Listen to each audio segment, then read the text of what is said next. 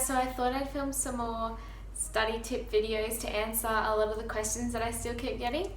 So a lot of people are asking things like, when you study, what do you actually do? Like, I explained my organisation throughout the year and the types of study I do at different parts of the year. So like the Bible, which people keep still asking me things. I keep getting questions saying, when do you do the Bible? Like, can you do that throughout the year? And the whole point of the Bible is to do it before the exams, to revise everything you've done throughout the year. So what I explained before is I would make sure I did notes and summaries like every day, every week throughout the year. And then when it got to an exam, I would do a Bible to revise all of that right before the exam, so you could practice it and remember for the exam. Because you're not going to remember things that you studied or learnt 8 months ago. And if you want to do the Bible in advance and do it 8 months before the exam, then that defeats the purpose. So it's all about revising right before the exam. So I wanted to explain what I actually do when I make a Bible or when I study for an exam.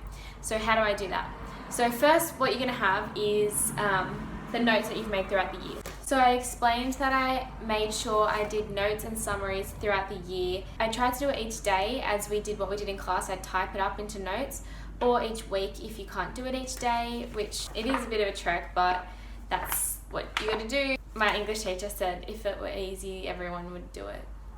Anyway, so I'd make sure I had summaries typed up throughout the year, and then when it got to an exam, I'd print off my summaries and I'd staple them together in a little booklet, and then and these summaries follow the syllabus as well, and then I'd also print the syllabus off and staple that in a little booklet, and I would follow my notes and make my Bible or write my notes how I wanted to, and I would make sure I followed the syllabus, and I would tick off each dot point as I wrote notes on that. And then I'd make sure I had ticked off everything that's on the syllabus, and then you're prepared for the exam because you've revised everything that can possibly be asked of you.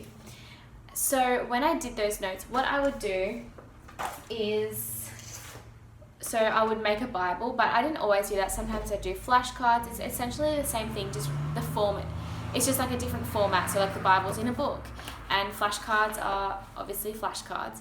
And you just have to find what works for you. So you just have to work out the way that you're actually learning things or remembering things from. Like, if you just read your notes and write down dot points in a line and that doesn't seem meaningful to you, then don't do that, because that's not going to help you remember stuff for an exam. You want to do things that you're like, oh my gosh, like it's putting meaning to the words, because that's what puts things into your long-term memory, like if it's meaningful to you. So I would do things that like kind of made it mean something. So even if I'm going to use some examples of my notes. So from a recent uni exam, like any type of exam, I can use an example. So for a recent uni exam I was studying for, when I was making the notes, I thought, oh, this is a good example to show the type of things you can do to remember. Okay, so I didn't use a Bible for this one. I did it on flashcards because I found this in Officeworks, and I thought that would be cool for studying, and it's just like flashcards like that. So I would follow my syllabus. It's not like a syllabus, but I went and wrote out all the objectives and the things we could be tested on in the exam. And I had my notes printed, and I would follow my notes and write my own notes in flashcards, but in ways that were meaningful. So I will show you some examples. So topic 1 is very basic chemistry, but this is a good example to how I remember things and put meaning to things. So it's not just about drawing things, but it's also like making weird things that you're not going to forget. So for example, to remember that potassium is most common inside cells, like I associate potassium with bananas. So I drew this picture of like bananas, and that's the cell. And then sodium chloride is most common out in like extracellular fluids. So I drew it and I wrote I drew like that to show that it's like an ocean, because that's like salt outside the cell, and potassium is most common inside cells. And then I wrote like your cells are full of bananas and your cells are floating in seawater. And then that way, like I'm not going to forget that, like it put meaning to it. And so now I know like intracellular fluid is higher in potassium and extracellular fluid is higher in sodium chloride, but I remembered it in this like really random way. So yeah, I drew that. and wrote that. So that's super random. And sometimes I would just write some notes out like that. But I would most of the time try to draw diagrams and use colours and like draw things like this, like not just words down a page, but like arrows, and just make it more like, while I'm learning, it's more interesting, and it's like going into my head, not just in one ear and out the other. So like just drawing random little things, like when an atom loses an electron and it's a positive ion, it's a cation. So I draw a happy cat, so it's like, you know that a cation is positive. I don't know how it's pronounced. Everyone pronounces stuff differently, so like some lecturers say stuff weirdly, so I don't know if it's like how they pronounce it or whatever. And then I do like a negative onion to show like an ion that's kind of like an onion. I don't know, some people might think I'm like an absolute weirdo, but whatever. This is my tips on how to remember things. So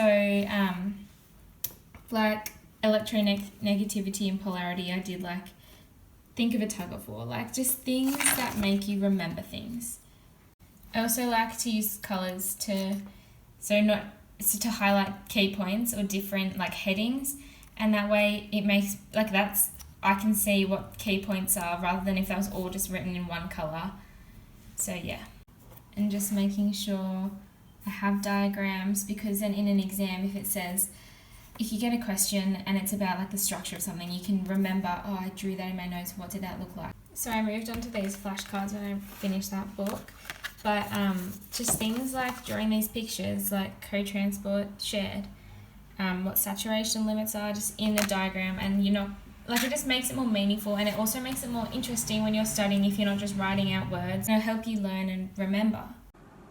So flashcards are just one like format you can use, but I still use like Bibles or just like books to write in, which I really like. And I'll show you another example of my most recent uni exam that I used. Oh, not my most recent, but a recent uni exam where I did a book. I just learned a lot from doing that way. Also, it got too hot, so I took my jumper off, if you're wondering. Okay, so for anatomy, I did a book, and again, I just made it meaningful. So another tip I have, as well as doing things like drawing random things that help you remember, or doing funny little drawings that are meaningful to you, is to make things think of weird things that help you remember as well. So if you had to remember acronyms, or if you have to remember a whole list of things, I'll make an acronym and think of something that helps me remember what they are. So that was a very bad explanation, so I'm going to use an example to explain what I mean. Okay, so for example, in anatomy, we have to know like bone markings. So what type of markings are attachment sites for muscles and ligaments and stuff. And these are all the different ones. So I made my own acronym. So I made them in this order, like spine, process, epicondyle, line, SPELCTT. So I think of spell CTT, and then I remember that acronym, spell CTT, and then I remember those because I'm like, okay, S, that's spine. So then I'll know that the different attachment sites for muscles, different attachment sites for muscles and ligaments on the bones, I'll know, okay, so that's spell CTT, what are they again? And I'll be like, okay, S, that's spine, P, process, E, epicondyle, spell, L, line, C, crest, T, triple T, and etc. Triple T, and then I'll remember what they all are. If the acronym isn't something that's like a word, like spell CTT, like for example, if it's just a whole range of random letters, I will put my own weird acronym to that so I remember. Okay, so these are really random and weird, but I couldn't spend half the day thinking of a good acronym because I was trying to study. So these are some examples of the other acronyms that I thought of. So for joints, the different types of bones that make up joints, there's head, facet, ramus, and condyle. So HFRC. So I'm like, HFRC, that's not anything. How am I going to remember it? So I just sort of like heaps for real calves. That doesn't make any sense, but I don't know why. I just thought of that. And then like passages were these, which I thought of G and S, M. Like it's just random letters. So I made that like, so I just put words to it. So I'm like, okay, good night, swagger monkey, triple F. Should I put this on YouTube or everyone think I'm like a psychopath? I don't know. But anyway, so that was really weird. Okay, moving on from thinking of really weird acronyms to remember things. So when you make a book, again, I just made it. I like it in a book format so much better than flashcards, because it's like you can just hold a book and you just flip to a page, and there's more that fits on a page. You can do like a big mind map, but flashcards are quite limited. I just did like a lot of pictures, and I stuck things down, wrote things, drew things to help me remember, and it was honestly it just puts a lot of meaning to it, makes it more visual, and it helps you really to properly understand something, not just on the surface. Like if you understand something, you're going to remember it because you get it. Like you can put it, like it's not something you just have to memorize. You understand it. It will like stay in long-term memory, and yeah, it's it can make learning more fun as well if you're like making it meaningful and making it make sense. If things make sense to you, then it's going to be something you want to do. Like, you know, when you're doing something really hard and it's not making any sense, and it's like you don't want to do it, you want to give up because it just sucks. So like drawing diagrams is so helpful to understanding something, or like putting something that's difficult putting something a concept that seems so difficult and hard to understand, just drawing it out and making it simple. And then so there's some of my tips. So my tips are definitely, when you study, make it meaningful, try and enjoy it. Like I know it sucks, but like if you're understanding what you do and it's kind of important to you, and you do it in a way that's kind of more fun, like drawing pictures, it'll be more enjoyable to study. And if you do these type of things, it can help you really understand it and remember it properly. So you're not just memorizing and rote learning. Obviously some things you have to memorize, but these are my tips to help you really learn. Okay, so here are just some other weird things that I drew to help me remember things. So for these cells, fibroblasts are about to be mature and fibrocytes are mature cells. So I just drew a baby for fibroblast and an old person for fibrocytes. So I remember, okay, fibroblasts, baby, they're about to be mature. Macrophage, that's a bit obvious, but I just drew a little cell eating up debris anyway, so I can't forget that. Here we go, inflammatory response. So mast cells release histamine, so I drew a mast cell as a wizard, expectohistamine, so it's, releasing histamine. 2, and it increases blood cell permeability, so I drew some like white blood cells being attracted to the site of infection. And now I remember that mast cells release histamine. A plasma cell, and plasma cells immobilize, so I drew a little wizard plasma cell, Petrificus totalis right there, and it immobilizes the foreign material, which macrophages then eat. I don't know if that makes any sense, but to me, I'm not going to forget that because I drew these weird little diagrams. And sometimes if it doesn't make sense, putting it into a little picture helps you to be like, oh, I get it. So doing weird things like that, I recommend. And just using colors, diagrams, writing all over it, that's, that is going to help. So that is exactly what the type of things that I did for my Bibles for HSC as well.